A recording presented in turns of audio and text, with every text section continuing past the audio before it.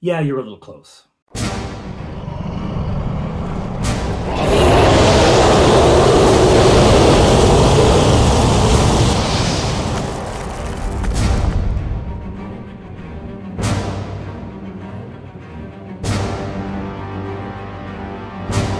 Hello, everyone. I'm Father Aaron. Welcome to the Dungeon Minister. You're in my way. I'm sorry, you're in my way. You're gonna have to go.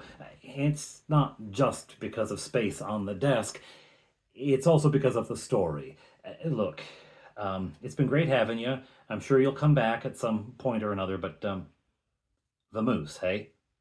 Look, I don't want to be mean, but I mean, you get what.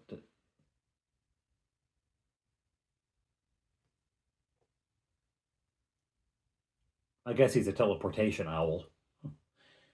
Well, the king is dead. Long live the king. So, the Heroes of Honeywood have navigated Sulix's tower and have solved the riddle that the magic user could not. Why could a magic user with a 17 intelligence not solve this riddle? Because if he could, there wouldn't be a game to play. Duh.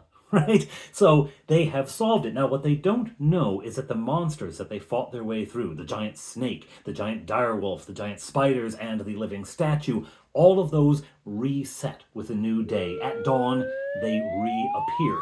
And so the place will be stocked again. Sulix has made his way past those in the past, and, well, he got to the puzzle and he couldn't solve it. All right? They have solved it, they've gone through, they have found not only the teleporting owl, they've also found a decent amount of treasure. And these things they bring back with them to the keep, where Lord Cormac, the rightful Count of Kilmarnock, is holed up with a small force of soldiers. As they return, they notice something. That the Count has abandoned the idea of secrecy. It had been that you could walk right up to that keep and not know there was anyone in it. That's gone. That's gone. They have dug a defensive ditch around it. The keep did not yet have a curtain wall or any other accoutrement that a castle might have. It was just the keep. That's where you begin. And so they are digging a defensive ditch around the thing. The players go in, the player characters go in, they're greeted warmly by the garrison, and because they've succeeded, word has come back through Eleonora that they succeeded. And they hear through her messages that Honeywood is just in a mess. They're turning the place upside down. There's actually a good number of hardships visited upon the villagers and upon the people who'd been visiting for the festival, because this is a lot of trouble for them. The festival was shut down. None of the religious elements, which are supposed to finish the festival, which are the culmination of the entire thing, none of those were allowed to happen except in the smallest way with just the clergy kind of thing. All right, it was a hardship. The people who'd come to attend the fair, they were searched. What you got they there? were held for questioning, all these things. But they did succeed, and they bring back this great treasure and this owl. Now, both the treasure and the owl, those go to the Count, because they were operating under the Count's aegis, and because, frankly, he needs them. Now, he does say, my friends, this treasure I need to support this war effort. I need it to recapture my rightful seat. Once I have my seat back, when I am again in control of my lands, I will repay you. This goes a little way to mollify them, as well as the fact that even though they're not getting the cash now, they do get the XP that comes with the gold at this point. So, yeah, they're not too bad off with it. Okay, fine. It just gives them more motivation to help him defeat Bargle and all of Bargle's cronies and the Baron and Gorak the Baronet and all these people, because they're going to get quite a payout, 20-some thousand or something. So they're going to get quite a payout if they help him. But for now, they need to heal. They are in terrible shape, desperately wounded. And so they're going to take some weeks, really, to heal up. As those wounds heal, they have a chance to see the life of the camp as it's going on and the things they hear. First, they hear that the forest is now thick with Gorak's spies. After the incident in Honeywood, he sent out dozens of spies and troops throughout the area. Every village now has a company of soldiers at it. They're all over the roads, etc. So the PCs, of course, were ahead of that because it really wasn't discovered what had happened until they were gone. But it's now very difficult to travel. While the PCs were in Honeywood, while they were on that whole journey, more soldiers had arrived because the Count has troops from lesser nobles. All of those villages that are represented on the map, those are the larger villages. There are little hamlets and smaller communities that just don't show up on the map. All of them, though, they have some noble, some sheriff, some local, leader who will have some amount of troops under him or her, right? And so those are the banners of the Count. So what they hear over and over, the banners are rising, the banners are rising. In other words, Cormac's loyal supporters are raising their troops. They are gathering their own troops who had been scattered after the siege of Kilmarnock, who may not have been raised to begin with. They're gathering them, and they are now preparing to help the Count. Some of them have gotten through and come to the keep, so the numbers are bolstered. They're back over 100. They're more around 150, 160. Some of them, however, can't get through because of the thicket of soldiers that are now infesting the forests. One of those nobles is Lord Morgan. Now, Lord Morgan is in charge of Achad Mar. That is Mar's Field, or the Field of Mar. Okay? That is a territory within the county that is located in the Gap. The Gap is the area between the northern tip of the eastern mountain range, the mountains that embrace Strathunwyn, the valley of the Unwin River, right? It is between the northern tip of those eastern mountains and the Elven Forest. There is a wide open grasslands, a flat plain across which orcs in the past and occasionally still to this day come raiding. And so Lord Morgan occupies a very important part of the county, an area that you need a strong leader, a trusted leader, and Lord Morgan is such a leader. He is one of the closest to Cormac, actually, and wanted to come to the Count's aid in Kilmarnock, and the Count specifically sent word, no, stay, because he knew he might need someone on the outside. He might need someone who didn't get involved that could come and help. Unfortunately, Lord Morgan's importance is known also to Gorak, and Gorak, you'll remember, Gorak is the son of the Baron of Camoik, and he's been made Baronet of Kilmarnock. Gorak knew how important Morgan was, and so he sent his troops there to collect taxes. In other words, to clean him out so that he did not have the capacity to raise his own troops, right? So Morgan is sending word to Cormac, I want to help. I have troops I can raise, but I cannot feed them. I cannot equip them. I have no money. Help. He is appealing to his liege lord, and Cormac wants to answer. Fortunately, because of the PCs, Cormac has just come into some cash. So he's going to send it, or a portion of it. But how? Well, if he sends a whole group of soldiers down, it's going to be seen, and he does not have enough to oppose Gorak yet. He needs to sneak it down. A small party? The woods are crawling with spies.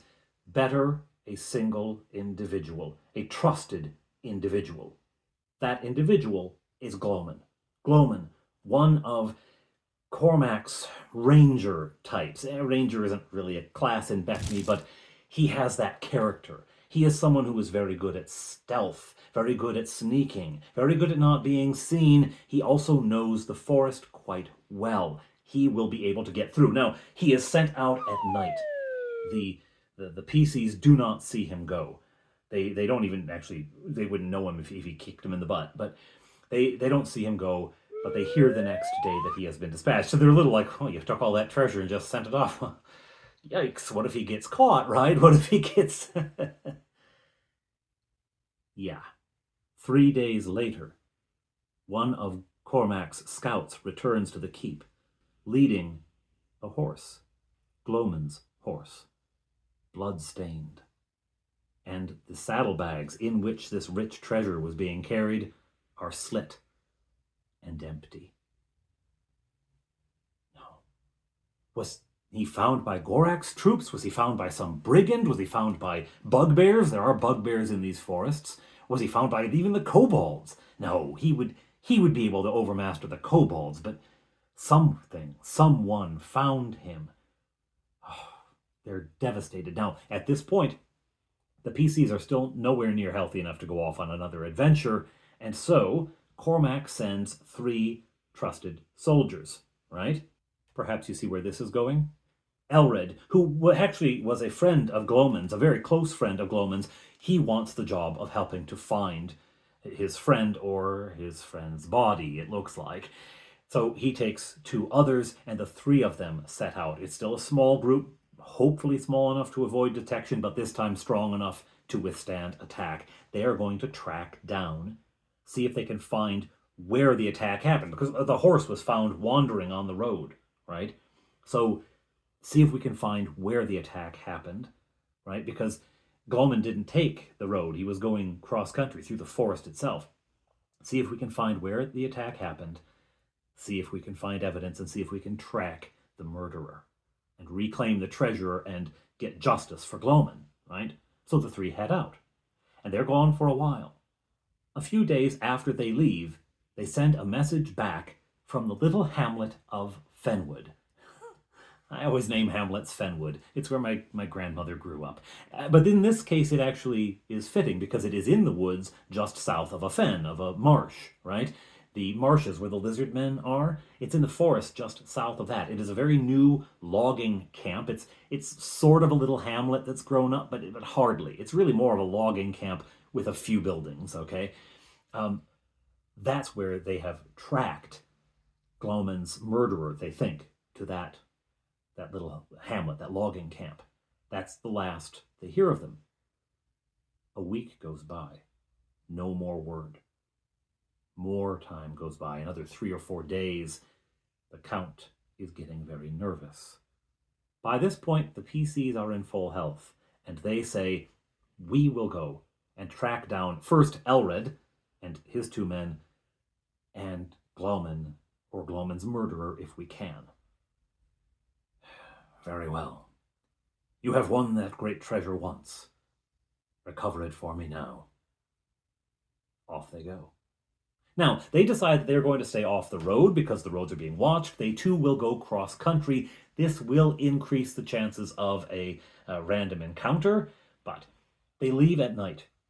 They say, we're going to leave at night and travel for a while until we can't. We need to camp. We have to sleep. And then from then on, we'll travel by day. But to start out, we want to travel by night. So they do that, and they make camp. Well, that first night, don't you know, random encounter. What do we get? Well, okay. Direwolf.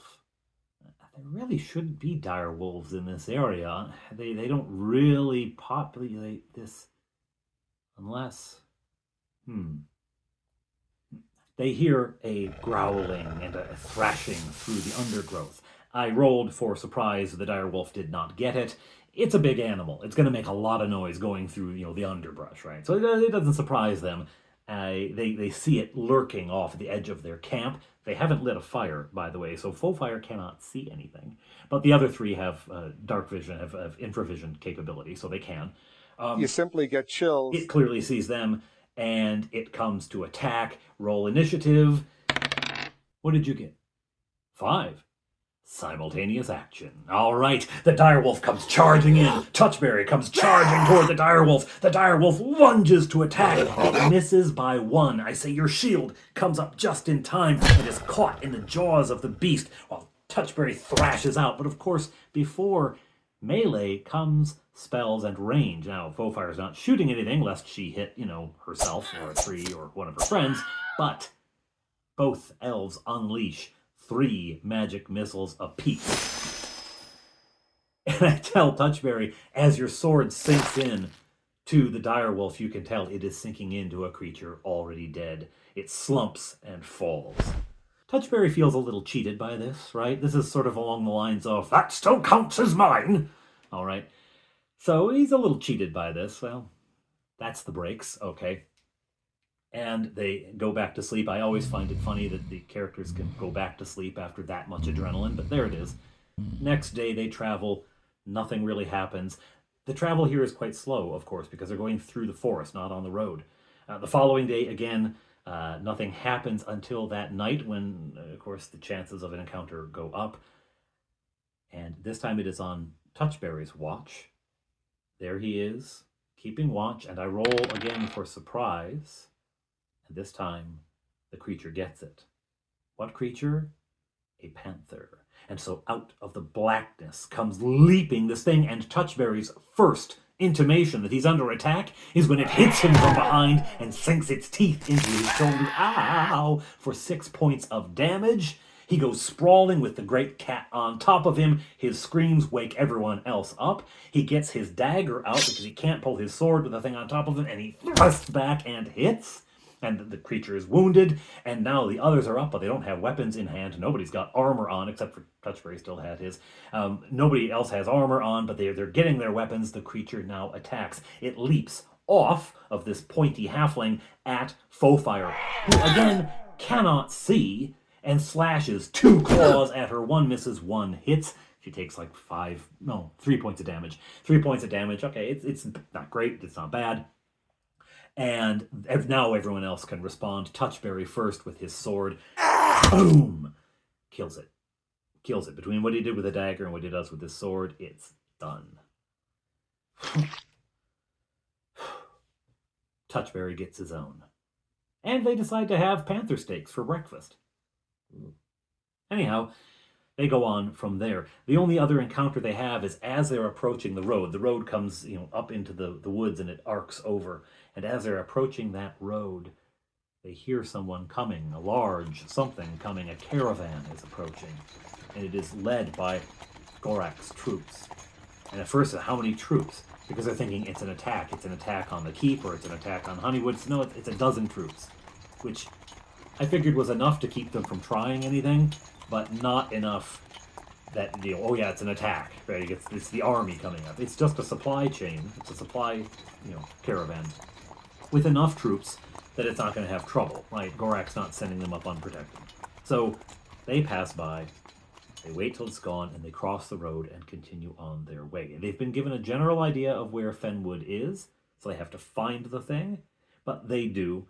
What they end up deciding is we'll just go south till we find the road, the path that comes off of the main road and goes to this logging camp. We'll find that path, then we'll find the logging camp. And that's what they do.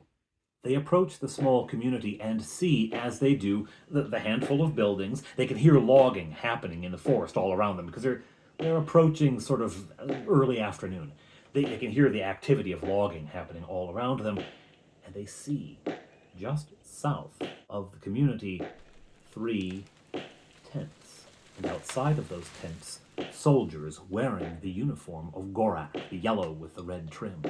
As I said, he has sent soldiers to every community around, right? Including Fenwood. Now, there's another wrinkle. I wonder if that's what happened to Elred and company. Oh.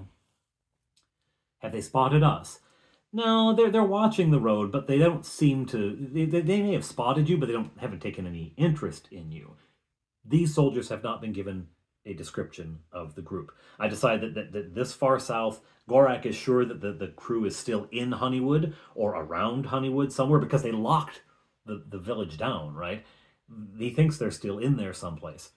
And so he assumes they're not. They haven't bothered to inform every single soldier what these guys look like. So, yeah, they see you coming, but they don't register anything.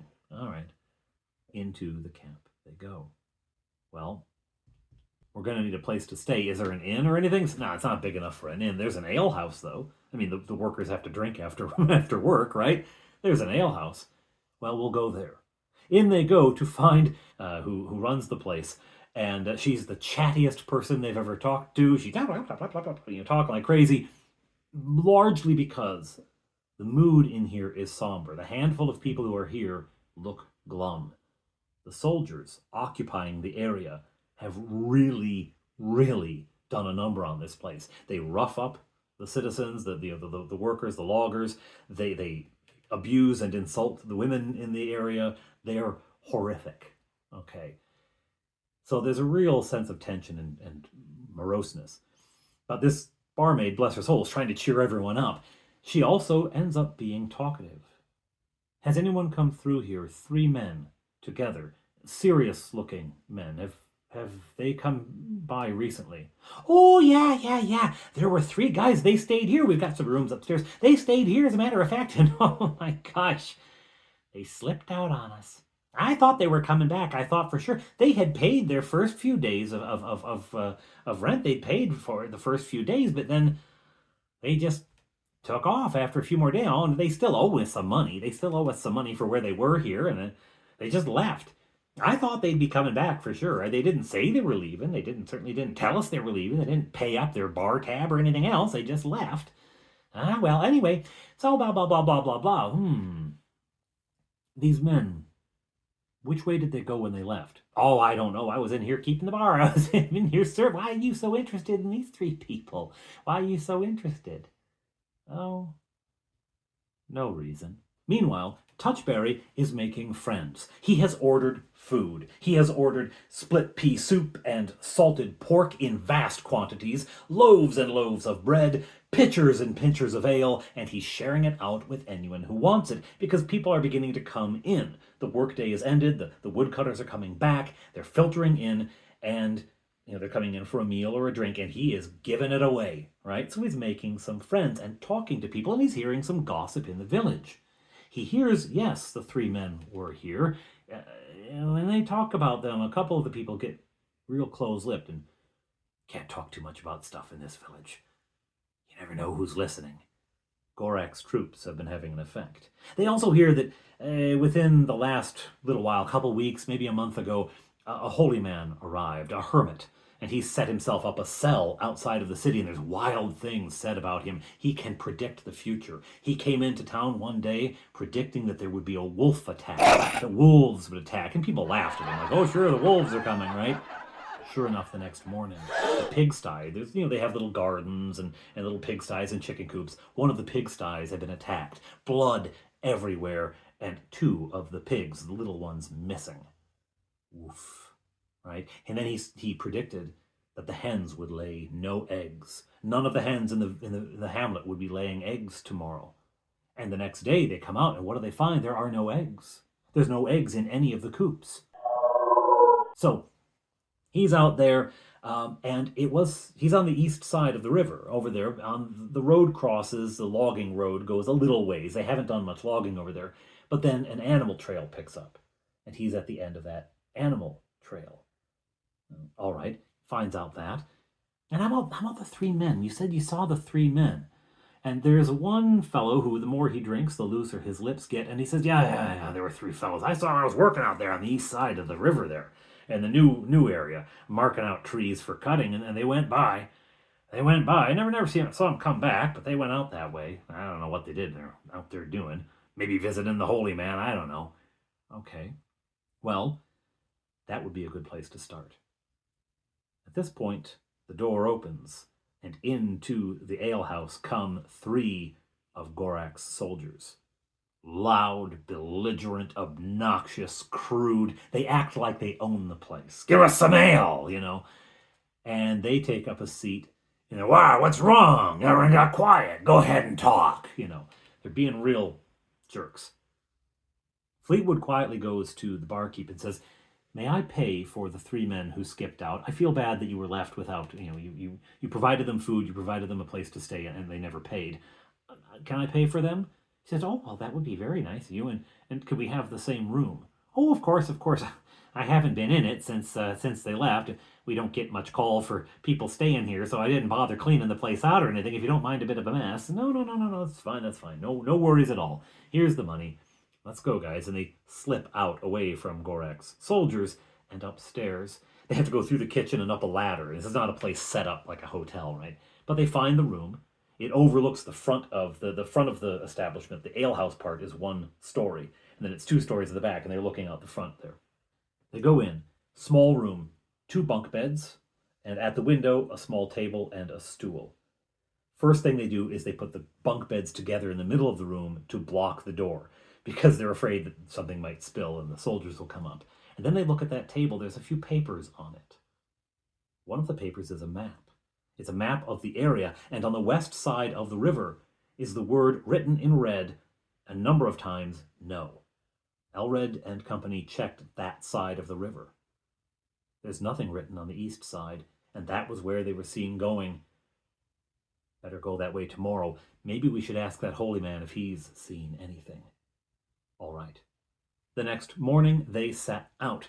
They cross the bridge, and they pass. There's a cartwright's shop there. It's in a big open space where the guy works building carts to use in the logging industry, right? They pass that. There's gardens. There's chicken coops and that kind of stuff kept here in some of the areas that have been logged at the immediate bank of the river. But as they go further, there's less and less logging, and the forest starts up again. First, they see the slender trees that they wouldn't cut down, right, that they leave to grow for another year, and then the forest starts in earnest. And they can hear the sounds of logging on this side of the river as well now. It is starting. But they very quickly come to the end of the logging road, and it becomes an animal path, an animal trail, which they follow, and it leads them to a small glade. In the center of a clearing, there stands a low stone building, the hermit's cell. This was not something that he built, it's something he found. It's been here for ages. Who knows? Maybe it was a forester's cottage. Who knows? Around it, the front, there's a little garden, freshly planted, not very long. Nothing much is growing here yet, but they approach. There is no door on the opening to this building. It's just an open doorway. And so they approach and call. Hello? Hello? From deep inside, an answering voice, and out from a second room into the front room emerges a slender man in maroon robes, and on those robes, medals, pilgrims' medals, right, of the various shrines that this hermit has visited, this holy man has visited. There is the shrine of Kilmarnock, the symbol of the bear. There is the shrine of Nectin. There is the shrine of Ea. There is the shrine of all different saints that he has visited. Medals, right, all over him, like one of those World War II generals, or those North Korean generals, like a little thing. He comes to the door. Hello, hello. How may I help you, my friends? We're looking for some information. Oh, very good. Can we talk somewhere where we can't be heard? Oh, come in, certainly, come in. He welcomes them in. Very simple front room. There's a hearth, there's a bed, there's a table with some holy books on it, and a small cupboard for food. Nothing much. Enter in and welcome. What can I help you with? We're looking for 3 men. 3 men, soldiers in soldierly clothing, black and gray mostly. They would have come here over a week ago. They were looking for some information. Do you know anything? Oh, yes, 3 men did come here. They were looking for a friend of theirs, someone who had come to some trouble, I understand. I told them I had not seen anyone, but that they might inquire in Fenwood, the logging hamlet. They might inquire there. That's where we came from. What's going on? So he came here, they were seen, and then they went back, so they must have been ambushed somewhere between here and Fenwood. They spill everything. They start telling this holy man all about their mission, about Elred, about Glauman, about Lord Morgan and the Count's desperate situation up in the keep. They tell him everything. Oh, that is very troublesome. I will most certainly pray for this Elred friend of yours, Elred friend of yours, and his companions, and for your Count. I shall pray upon this. This is terrible news. And he lets slip at one point, describing Gorak, he calls him the Pretender. So, we can trust this guy. Okay. Well, please, if you find out anything, please let us know. And they're sort of pushing to hope that he'll have some insight into the future, because you remember he predicted the attack of the wolves. He predicted the hens not laying. They're trying to, maybe he knows something. He doesn't have anything, right? He has nothing. And they leave. And after they leave, they're on their way back to Fenwood, and Bob Johnny says, At least it wasn't Rupert. I thought it was going to be Rupert. No, it's not Rupert. So they head back to Fenwood, unsuccessful. And they see that trio of tents as they cross the bridge back into the main part of the little hamlet. And Fleetwood says, I wonder if Elred and his friends aren't captive there. I wonder if that's not somehow connected. We need to look inside those tents. How are we going to do it? And they come up with a plan. Fleetwood will cast Phantasmal Force, a phantasmal force of Elred. Because if they have him captive, then they'll think he's escaped. Or if they are just looking for him, they'll think they found him. Of Elred, who will then fire a bow at them and run into the forest. And when all of the men chase, as if they're all going to go, but that's what he says, when all of the men chase, wait for me. Then Touchberry, sneaky, will go into the tents and look. That's the plan. That's the plan. Fofire and Bob Johnny on hand to make sure nothing goes wrong, and if it does, to jump in and fight Gorak's troops, apparently. Okay. They spend another night at the alehouse. The next morning, they memorize the appropriate spells, and they are going to put this into effect when there is a panicked sound from below. They get ready for combat, and I say, that doesn't sound like anger. Someone is shouting, though, upset. They go down, and there is, they peek around the door first, there is one of the loggers saying, it's in the river. It's in the river. I need help pulling it out. And so they go in. What's in the river? A body. A body's been found in the river. It seems to have flowed down and got stuck in the reeds just here by the hamlet.